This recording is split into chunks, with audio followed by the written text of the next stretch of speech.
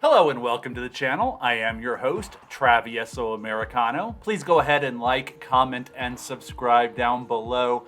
Do all of those algorithmic-y things that make the channel successful. I would appreciate it. Happy Tuesday, everyone. Happy Tuesday. Here we are. We've got the rest of the week laid out before us like a buffet. Go grab everything you can. Today I've got a game review for you, so that's going to be very exciting. We're going to do a game review of the new World of Outlaws games that dropped last night. I was able to play for about 6 hours, so I will give you my review of that game. But before we do that, before we talk about the World of Outlaws dirt racing game, I want to talk a little bit about something called pink journalism. We have the midterms coming up, and then of course we'll have the 2024 presidential election. But pink journalism is something I've been warning people about for several years now, since about 2015. And now the mainstream media is now picking up on it a little bit, at least some of the more conservative aspects of the mainstream media. Brit Hume tweeted about it today, which I was surprised that he would tweet about something like that. And I'm not saying Brit Hume nor Fox News is necessarily conservative. They aren't. They left Trump out to dry on election night, and I'll never forgive them for that. But in any case, Brit Hume did bring up pink slime. So let's talk about that for 1 second, and then we'll get to the review. Pink slime journalism is basically the process of creating fake news websites, many times seemingly local, to post either fake or highly politicized news. These are generally speaking, our websites are kind of pop-up websites. Kind of like you see those pop-up kiosks in the mall. And they're there for political purposes only. They're there for the narrative. They started doing this back in 2015. And the game really is, and a lot of folks don't realize this in the mainstream media or haven't picked up on it yet, is beyond just posting fake news. They self-corroborate. Meaning one fake news website, one of these pink slime journalism websites will corroborate another one, and it's a cycle. It's tautological. One corroborates the other, and they go in a cycle. There's no actual evidence there, but it seems like there's evidence, right? It seems like they're putting forth some facts when all they are really doing is putting forth a narrative backed up by more of the same narrative. And the pink slime, that generally refers to, or that does refer to, not generally, that does refer to the slaughterhouse practice of adding other animals' entrails and parts and whatnot when packaging beef or other meat products, and not telling the consumer that those other animal parts are in what they purchased. So say you purchased a pound of beef, maybe you got half a pound of beef and half a pound of squirrel, and you don't see that on the packaging. So that's what the pink slime journalism is referring to. They're not telling you everything that is going on. You are getting sort of a fake news, even beyond fake news. You are getting a supposedly reliable, oftentimes local website, but they are really just telling you their politics. They aren't telling you the real story. You're not getting the real meat that you purchased. And they do this against their opposing candidates and the opposing party. Generally, it is the left that does it. Almost always, it is liberals and socialists that do it, and there is a reason for that. There is a reason that they need to lie. There is a reason that they need to obfuscate. Okay, there's a reason for this. There's a reason that conservatives generally don't do it. I'm not saying it hasn't been done in the past, but not at the level that the Democrats are doing it now, that the liberals are doing now, that Soros is funding right now. I mean, this is at a point where everywhere you go, you see these pop-up journalistic websites that are just, giving you a false narrative. You see them all over Twitter. So that they do that. Now, why do they have to lie? Ask yourself that question. Why do they need to lie to you? If they are so great and their ideas are so great, why would they need to lie? I'll tell you why. It's because they don't have your best interests at heart at all. They don't care about you nor your best interests. They're trying to trick you. They're trying to trick you. Okay, that is why they do it. Now, conservatives like myself, I am the vanguard of the modern conservative movement. I don't need to lie. I openly put on my channel name, Conservative Propaganda. I'm telling you what I'm doing. I'm open with you. There's no lying here. I don't need to lie. I don't need to. I can be honest with you. Because I have your best interests at heart. Conservatives, the conservative movement has your best interests at heart. Okay? So I don't need to lie. I don't need to hide. I don't need to sell. All I need to do is tell. Okay? Because, just look, the proof is in the pudding. Look at the successful people in the world, in life. Are they part of the Skittle Squad? Are they out there coloring their hair so people notice them? Are they putting all sorts of metal in their mouth and in their face so that people notice them? Getting tattoos all over the place so people notice them? By themselves, these things aren't bad. I don't have any problem with piercings. I don't have any problem with tattoos. I don't have any problem with hair color. But it's the people that need that validation. You don't want to be like them, and those are the liberals. Those are the sheep. Don't be like those sheep. Don't be like the Skittle Squad. Be yourself, be real, be fun, be cool. Anyway, let's get on to the game. Now, I had a lot of fun playing this game. Like I said, it did drop last night. And I will tell you, speaking of it dropping last night, for a game that released at 10 p.m., I was able to get on it at 10 p.m. Unlike a lot of AAA development games lately, including Madden, I was not able to get in at the appointed time. NBA 2K, I had some problems there too. WWE 2K, I mean, don't even get me started. That took weeks to sort out. So the fact that they made it so I could get on and play the game at the time that it opened up for play was impressive to me. And that's the sad state of facts, that's impressive, but it was. So that was a plus in the favor of the game. So I played a touch over 6 hours. I did all of the game modes available, so I'll talk to you a little bit about all of them. I played on the Xbox Series X, so that's where I played the game. And this game is priced at $49.99. It's $69.99 if you want all the available downloadable content for 2022. After that, there may be more. I'm not certain on that. But for all of 2022, they advertise this. If you buy this $69.99 version, you'll get all of that. And that price point is obviously cheaper than a lot of games selling these days. When you have the Tiger Woods getting ready to release here in a couple weeks for $119, I think that the top version of Madden was $99. A $69.99 price point and even a lower $49.99 price point are reasonable, and I do take those into account with my review here. So first, let's talk about the gameplay. I thought it was fantastic. This game is brought to us by Monster Games. They are a subsidiary of iRacing.com. A lot of people a lot of sports fans will remember iRacing.com during the pandemic. It was the only live real sports action that was out there.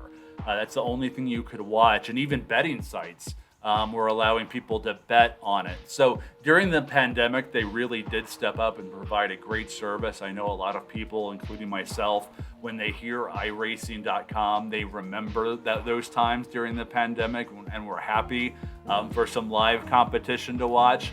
And they provide a great game in terms of the playability and all that. They are the cutting edge for that sort of thing. So that is where we stand with the developers. Now, Monster Games, the subsidiary of iRacing, the game is set up like those old NASCAR Heat games. I say old. It just hasn't been one since I think 2018 or something like that.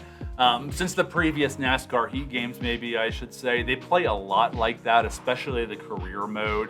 So just be on the lookout there. I also think one thing I will say about the game, and this is always important to me, I tell you guys all the time, I don't have the greatest hand-eye coordination. I am not a great gamer. When I give you guys reviews, it really is for every level of gamer, including the lowest, which is myself. But I think gamers of all levels will be happy with how you can set this game up. Whether you just use automatic transmission and go on casual mode, or if you want to tweak everything, your gameplay experience really is what you want it to be. They did a great job of that. And I think that a lot of that goes back to iRacing.com and how, their platform that they use is very highly customizable. So I think that goes into making this game, for the Xbox and the PlayStation and the PC, very customizable in terms of that gameplay experience. Now, the graphics are very good, but they are not great. They almost don't seem like next-gen graphics, next-gen console graphics. Some do. There are times where it does seem very photorealistic. However, there are other times where it feels like previous generation graphics. That being said, it is nothing as bad as the new Madden game. So, if Madden is the standard, this goes above that bar.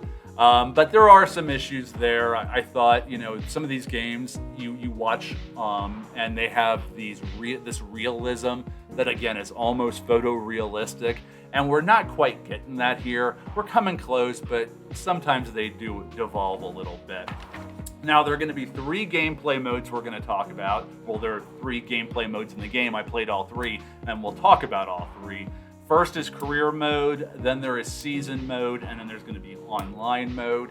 Each of these game modes also have different racing series in them, as well as different car type series. So there's a lot of different options of the type of cars you want to race. It's not just the ones you see there on the screen. They have late stock cars. There's a lot of different options there and a lot of different series. They're all dirt tracks, of course, but on each track they feel different. They feel very, very different, which I think is a plus in the game. You race on one track and then you go to another in the same car and they feel completely different. Then you race on them in a different type of car and it feels different than that. So the iRacing.com and Monster did a fantastic job of making each track feel different. I am great on some tracks. On some tracks, it's hard for me not to win almost if I play well. And there are other tracks where I'm fighting to get in the top 10 with my best play, and that's all with the same car. So that gives you a feeling of the gameplay, and also likely ways to set up your car that I'm not pro enough to know about. So there are those options there as well. So the career mode is my favorite in that one. That's really the meat of the game, I think. That's where you start with the local races and you win and you upgrade your team. You upgrade your car, and then as you start winning and getting more money and all that sort of thing, more sponsorships, you have to earn sponsorships, you'll move up to the regional and then the national races. This is quite a bit like the NASCAR Heat games.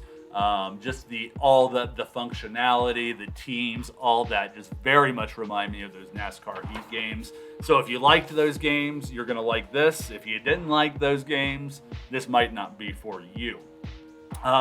You start with either 405 or the late stock model racing, one of the two you choose. However, then you can expand out to all the types of cars and series, and like I say, local, regional, and then national races. The season mode lets you play through a full season. I think it's the most boring mode. I think it's the most boring mode in most sports games. It used to be back in the day, back in early Madden, that the season mode was the cream of the crop. It was that in franchise. But now with the My Teams and the online and all of that, they don't put as much effort into the season modes because there's not really a reason to. You're essentially doing that in career mode or franchise mode or what have you. And it's the same in this game. So speaking of online mode, they have that as well, where you race against, larger races against, 25 different people. And that is a lot of fun. I really enjoyed that. I think I raced probably for a couple hours that way and had a real good time. There are different, of course, like I said, tracks and strategies and all that you can really get into and that the gaming pros can really get into, and the racing aficionados are really going to enjoy. There's just a lot of fine tuning there. However, my biggest gripe with this game is you don't win anything with in the online mode except for the bragging rights. So all you get is bragging rights. You don't win any upgrades to your car. You're not going to win any in-game currency to buy upgrades for your car or to buy upgrades for your driver or whatever it might be. Also, everything you do in career mode to upgrade your car, that doesn't translate to the online mode either. So it makes the game feel dated immediately, just because with games like Madden and My Team, NBA 2K My Madden, I should say, NBA 2K and My Team. But those are all those online modes that have a lot of rewards and whatnot for playing online. Of course, the other side of that argument is, and the upside to this game, to the World of Outlaws, is there are no microtransactions like there are in those other games. So you're not going to be spending an extra $100 trying to keep up with the Joneses online. So I mean, it's kind of, what you weigh it out as in terms of your preference. Like I said, I would prefer at least getting some currency or having some kind of reward. We don't need microtransactions to pay to win or anything like that, but I would like some sort of, upgradable concept in the online mode. And maybe there is one coming, or maybe I just didn't see it. I don't think that's the case. I played it quite a bit. But when I won, I felt like, okay, I'm now going to another online race. Who cares? I know serious racers are going to care, but I'm never going to get up into those top tiers. I'm never going to see my name in the bright lights on the game. So it would be nice to have some sort of gear ascension there. So that I kind of downgraded the game for that. So all that being said, at $49.99 for the base game, I am very, very impressed. Even at $69.99, I am very, very impressed. At the $69.99 level, if you love racing games, you're gonna want to get that. The DLC is $29.99, so you are saving about $10 there. And if you love racing games and you're likely to play it, just go ahead and get the $69.99. If you're on the fence, I would get the $49.99, or maybe even wait for a sale if you're not a big racing gamer. Either way, but this is a fun game. You're going to enjoy it. So now for the big reveal, how many stars did I give it? Drum roll, please. I ended up giving this game 4 stars. I gave it 4 stars. I downgraded a full star for that online problem in terms of not being able to upgrade or get any real rewards for your online gameplay. I just felt like I was just driving in circles, at some points. So, but other than that, the game is fantastic. Career mode is tons and tons of fun. I loved career mode. So that I really enjoyed it. It was hard for me to pull myself away last night, to be honest. So, I did downgrade it that 1 star for the online, but otherwise it's a highly recommended game. Now, how woke is it? It is not woke at all. So it's not going to get any MAU stickers. Not only is it not woke, let's see if I can get this on here. Not only is it not woke, we'll take down the 4 stars so you can see this, but it prominently displays the flag and our national anthem. So not only is it not woke, but it prominently displays Old Glory. So for that reason, it does not get any MAU stickers. And not only is it not getting any MAU stickers, it made me rethink that I needed to add and reward something that is pro-America and pro the United States. So I did that, and I have awarded this game with 1 Donald decal. That's right. If you're conservative enough, if you appreciate our national anthem and our flag, you're gonna get a Donald decal, and this game gets one. So congratulations to the maker there. I think a lot of the people who play this game will really enjoy that aspect of it. Oh, and one other thing, the soundtrack, very, very nice. I enjoyed it. Some of these soundtracks, I get tired of the repetitive rap. All of the soundtracks, it seems like, are all rap. This has a little bit more of a country and rock sound to it, which was a nice change of pace. Of course, these songs get old too, like they all do, but it is a good change of pace, so I enjoyed that. So that's all for today. Thank you for watching the channel. Tomorrow we are going to have our FIFA review. I'm going to be doing a first-time gameplay. I've never played this game before. The FIFA 23, the Mega franchise. It's put out by the same people that make the Madden game, EA Sports. But we'll see. I've never played it, so I will give you a first-time player review for that game. We're also going to have our Star Wars Andor review. That will be coming out Thursday, so be watching for that. Then Friday, we're going to have our happy hour collector show called Friday Allowance. This week, I'm planning on doing a mail reveal. We will see if I get everything in the mail in time. If not, we will do a pack reveal. And, come on, have an adult beverage or two, maybe a beer, whatever you need to do. Or maybe just a soda. That's what I usually drink when I do these. And we'll have a good time. We'll, forget about the week, relax, unwind, and all those sorts of things. And then finally, Sunday, we will have our Bible Prophecy Basics show that will drop then. So you will want to be on the lookout for that. So thanks for watching the channel. Go ahead, like, comment, and subscribe down below, and we will see you next time. Have a great day.